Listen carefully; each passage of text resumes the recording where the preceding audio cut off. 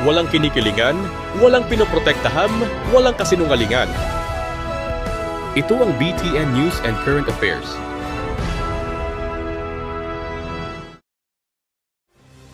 Reklamong inciting to sedition at grave threats, isinampal laaban kay Vice Presidente Sara Duterte sa DOJ ng NBI dahil sa pagbabanta umano sa Pangulo.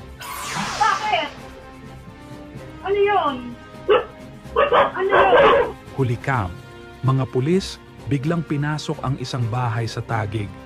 Itinulak ang isang matandang babae, sinikmuraan ang isang menor de edad at nanira ng mga CCTV.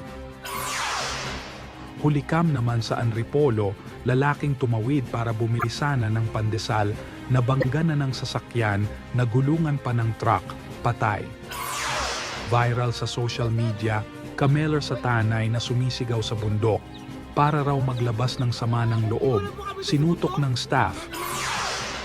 Research vessel ng China na binuntutan ng barko ng PCG, tila may ginagawang kakibang umano sa karagatan ng Pilipinas.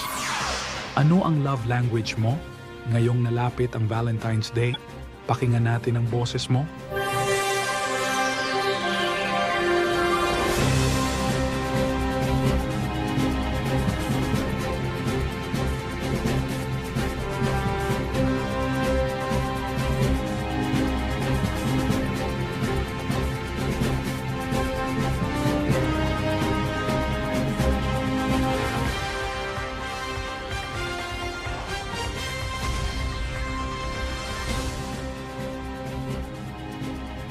Magandang gabi Pilipinas. Sinaktan at pinagnakawan paano ng mga pulis.